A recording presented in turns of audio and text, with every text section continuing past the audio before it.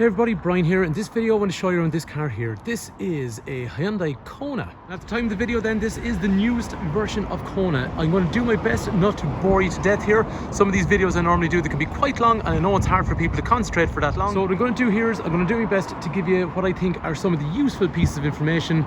And if you subscribe or anything like that, then I'm going to have more videos on this car that goes along. So this is just an introduction to the car, but I am going to have more videos to show you all the different specifications on the car. And if you have any questions or queries, just call, text, WhatsApp 086 843 1945 or leave some comments in the section below if you're watching on YouTube.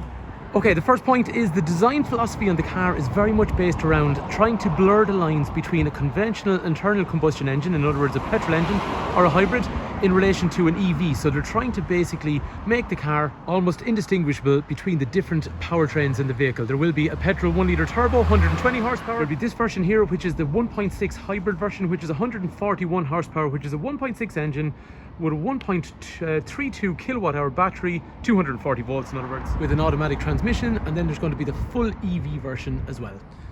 So for a lot of people that have Kona already, then this new one is going to appeal to them as well. So if you look at the kind of composite lighting on the front and the rear of the car, and also things like the cladding around the wheel arches, the sort of design on the C-pillar, and this dynamic roof line on both cars. If you've already got this model, then it's very, very likely that you will also like this model too. But I think we're going to see some non-Hyundai drivers coming in to look at these cars as well, because it is a super striking looking car, very, very futuristic, and that's part of the design ethos on the car as well. There's lovely LED lighting on the front and the rear of the car, and on this particular Elegance model it gets that kind of seamless horizon style lighting, which is the band going from left to right on the front and the rear. It looks really nice, and I really like what they've done with the badging here as well. This seems to be getting a lot more popular on cars, where they have the nice newer version of the Hyundai badge, and then also they have the letters across for the model. Like, I'm not sure if people ever look at these things, but they have this kind of parametric surface which is almost like a Z along here, and then there's a sharp connecting line that comes all the way along from that kind of C-pillar up there, and there's another line, a kind of, I suppose, embracing line that goes all the way from the front to the rear of the car. Like, these are all the things that make a car look nice. Like, did you ever look at a car and wonder, like, why do you like one type of car or in relation to another? Obviously it's going to be the shape, but sometimes you might actually physically think about all the attention and time that's gone into trying to put the shape together. One thing I was actually reading on the car just during the week was they've actually managed to make the tensile of the steel in the car so it's actually 10% stronger than before. So obviously that's good for safety, but it's pretty good for driving dynamics and how kind of sturdy the car feels on the road also as well. Because that brings me to my next point. This car is a hell of a lot bigger than the previous version. To display the size of the cars, I'm actually going to put them side by side. But actually one other point is when you look at the front of this car, it has that kind of, and this is an intentional thing, a kind of a shark nose. If you can imagine the front of a shark, that's a kind of shark nose front end, and that again makes it look really cool and aggressive. So at the time of the video, the Kona, out of a lot of the kind of SUV styles that we have in Hyundai, you can see Bayonne, previous generation Kona, new generation Kona, Tucson and Santa Fe. For illustration, I've decided to line up all the cars identically at the front, so it just gives you a better idea of how this car compares to the other cars in the family when we start looking at the rear of the car. So if you're considering one of these and you already have one of the other cars like Tucson or Kona, then it's going to start to give you a better idea of what you're looking at. Let's think about lengths for a sec. So the Bayonne is 4,180 millimeters long. The Kona is 4,205 millimeters long in the previous generation. The next Kona, which is the new one, 4,350 millimeters long. Tucson beside it, 4,500 millimeters long. And then Santa Fe, 4,785 millimeters long. For me, the important message is there. This car is exactly halfway between that car and that car when it comes to length. Okay, let's think about height. A Bayonne, 1,500 millimeters. Previous model Kona, 1,565 millimeters. New Kona, 1,570 millimeters. Tucson, 1,650 millimeters. Santa Fe, 1,685 millimeters. In this particular area like height, I want you to consider looking at this here. Look at the way the roof line changes, and I want you to compare those two cars there. Super popular, Ireland's most popular SUV for years. Look at the height difference in the roof. There's very little between them. Whereas you can see, compared to the previous generation, it definitely looks a little bit higher. But again, it's probably emphasizing I would find that car almost halfway, again, between the other two cars either side. When it comes to the width of the cars, a Bayonne, 1,775 millimeters. An old model Kona, well, not the, I suppose the previous generation Kona, 1,800 millimeters. New one, 1,825 millimeters. Tucson, 1,865 millimeters. Santa Fe, 1,900 millimeters. And again, emphasizing the fact that this is putting this halfway between these two here. And I really want you to picture this thing of the idea that I think obviously Kona is going to be natural for some people to move from there to there, but I think a lot of people might move from here to here as an alternative if this car is slightly larger than what they actually need. Final dimension I want you to consider for the moment, because we talked about length, width and height, and all those things have a bearing on how the car looks, how the car feels, and also how the car is to sit in. But the boot, so if we start off with Bayonne has a 411 litre boot. Now here's the weird thing. Bayonne, even though it is a slightly smaller car than the previous generation Kona, actually had a bigger boot. So Bayonne was 411 litres, whereas the previous one in Kona was 374. So 411, 374, but now we're moving up to 466. So this one is bigger than that, which was bigger than that. So in other words, we have now moved into a much bigger boot. And then if you compare that to Tucson does move from 466 up to 598. But again, Tucson's a different price car and a different segment as well. And then into Santa Fe is 634. But again, back to the same probably principle that I've been talking about. This isn't a manufacturer principle, this is just my opinion.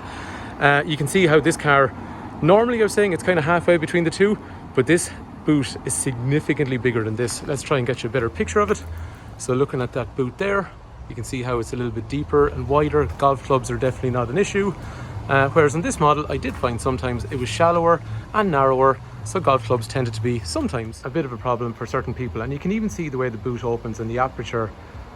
Kona has definitely grown. Just for visual effect, one other thing, this is the headroom I have at 6 foot. When I'm sitting in the driver's seat, I would normally sit kind of like that in a car. And if I'm sitting behind myself in the new model, the legroom is really, really excellent. One thing I'm finding as well is the shape of the seat, this kind of concave or whatever you call it shape, it actually creates a lot more space for my knees, but still gives the driver a decent amount of the ability to sit in a more reclined position. But again, headroom, that's what I'm looking at here, compared to the previous generation. So sitting in this one, now again, I have to say the headroom is not bad in this car, the previous generation at all. One thing I do find though, I don't feel like I'm up as high in the car when I'm looking down. The vantage point on that one seems to feel more elevated. When I'm sitting behind myself, the shape of the seat's a bit different. So my knees are now touching along through here as a 6 foot person. So the headroom is definitely a little bit higher on the other one. The legroom is a good bit different, I have to say. So like I'm saying, this is not going to be a super comprehensive even review. It's just to try and grab some of the details that immediately become obvious to me in the car. But as over the next couple of weeks, we will get more models and I'll do a contrasting video which shows all the different specifications. So the lighting I was going to show you in the car, I really like the daytime running lamps actually. So kind of they nearly look like headlights up high, makes the car seem a lot taller. So there's daytime running lights here, which are also your parking lights, and they go a little bit dimmer when you turn on the headlights because they become parking lights. And down here then on this Elegance, you can see you've got LED headlights up through here, just because somebody is going to ask, I'm sure. The indicators in this case are a halogen indicator. The indicator is recessed into the wing mirror and then round to the back. Again, same idea for the rear turn signal, but you do have this on the Elegance, the long, super distinctive looking long LED bar on the rear. I know I talked about it earlier, but look at the brake light actually, it's kind of cool. It's small and sporty looking actually, and you see the way this brushed aluminium moves all the way down along the car, very cool. And for anyone that's curious then, just on this Elegance model, and like I was saying, I will have another video that'll go through all the specifications. They are a diamond cut 18-inch alloy wheel on this hybrid Elegance. So just a quick view of the driver. Like one thing that's really nice on this, so when you look at it, you have a big map over here. What I also like then as well is when you're driving, you can have this absolutely massive screen over here like Ioniq 6. So it's actually, I think it's so cool having that along there. Obviously you have your rear view mirror, which is electrochromatic, but I love that big screen over through there. I think it might be useful actually if I just do a quick contrast with the interiors compared to the other model. The gear shifter on the other hybrid was basically like a shifter along here, whereas this one then has the more Ioniq 5, Ioniq 6 style shifter. And one thing I really find on this car, the steering is super light compared to the other models. And I'm not trying to say that because, you know, I'm trying to give you a big sales pitch.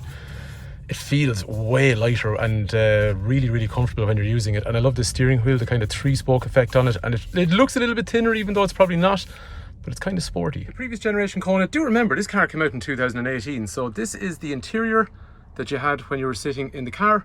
Nice big screen up through the center, digital dash clocks on some of the later models. And then compared to the newer version, so the immediate thing that I find on car, it feels like it's kind of wider. It feels like there's more space. bigger, more modern screens, lovely looking steering wheel, nice and easy to use controls all the way down through here. It feels a little bit more upmarket as well. And one small thing that's really jumping out to me here, on the older model, sorry, on the newer model, I'm finding when I reach for the door handle, it just feels like it's higher, and when I go to sit into the car, again, I feel like I'm sitting into a much higher car. Like when you do look around the differences in terms of size, it is centimeters and millimeters in the difference, but you can actually really feel it when you go to sit into the car.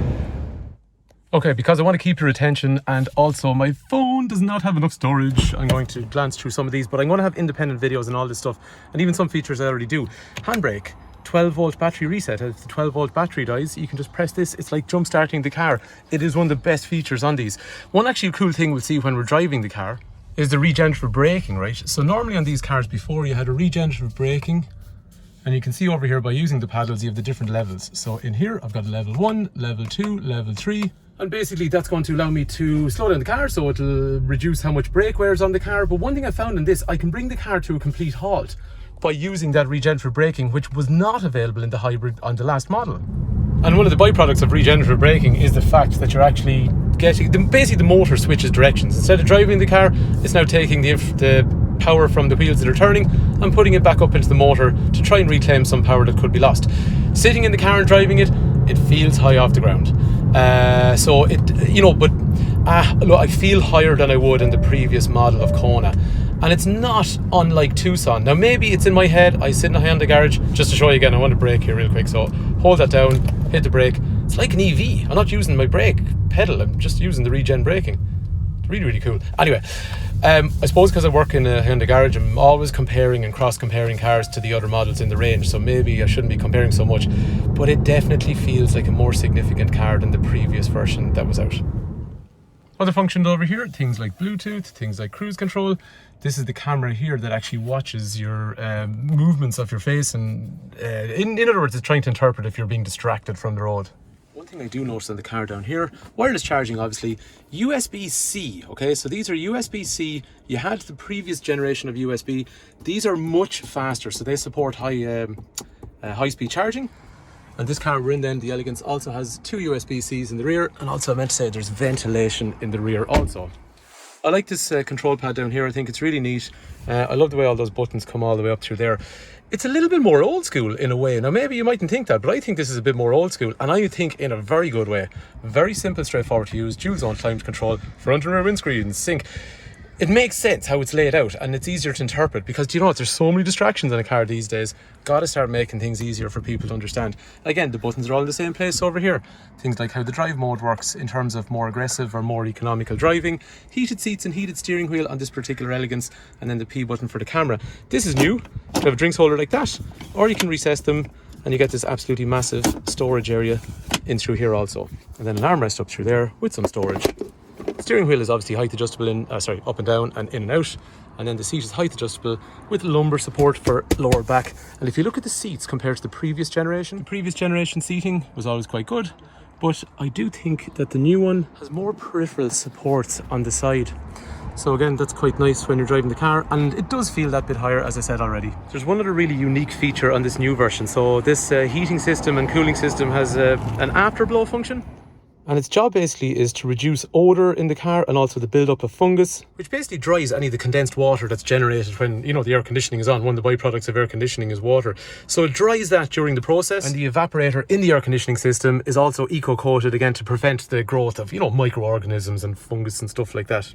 And I know we've been looking at the screens already, but I just want to highlight this on the Elegance model is a 12.3 inch cluster, and this one is also a 12.3 inch audio visual navigation unit. So it's this idea of basically being a graphic user interface. I've seen it on a lot of upmarket cars over the last year or two, where it's all kind of seamless along here in front of the driver.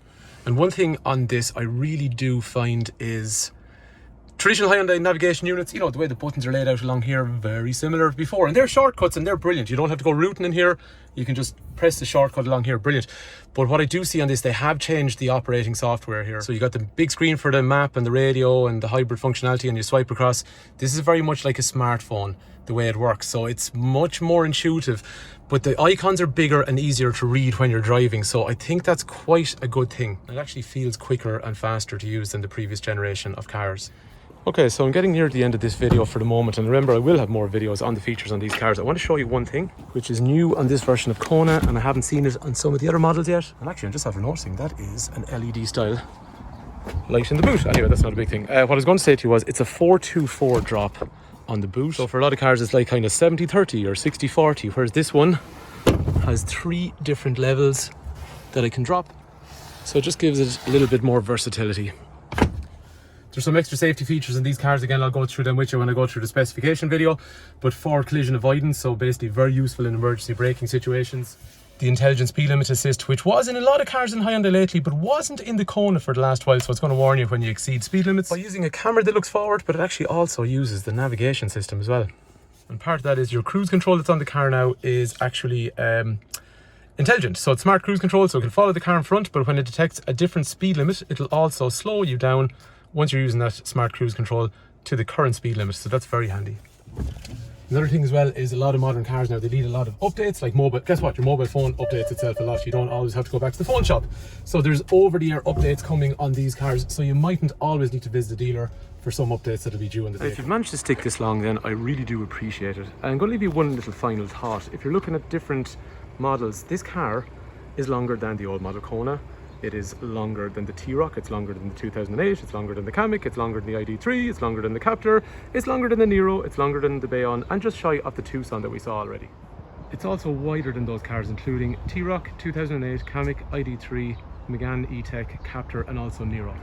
The boot then is also bigger than T-Roc, it's also bigger than 2008, it's also bigger than Kamiq, it's also bigger than ID3, and also bigger than the Megane E-Tech also. And when it comes to the height of the car, again using similar comparisons, it's higher than T-Roc, higher than 2008, higher than the Kamiq, higher than the ID3, higher than the Megane E-Tech, and very comparable to the Renault Captur and also the Kia Niro. So there you have it. That is our basic introduction and first impressions of this car. I hope the video is useful, and I hope you've actually managed to watch to the end. And if you did, then you might like some of the other videos that will come on the car. So subscribe and like the video if that's useful, or let me know in the comment section below if I missed something. If you want information on the car and you're looking to buy one in Ireland, 086 843 1945. Brian is my name. Fitzpatrick's Garage, Dublin Road, Kildare. Anyway, thanks a million for watching.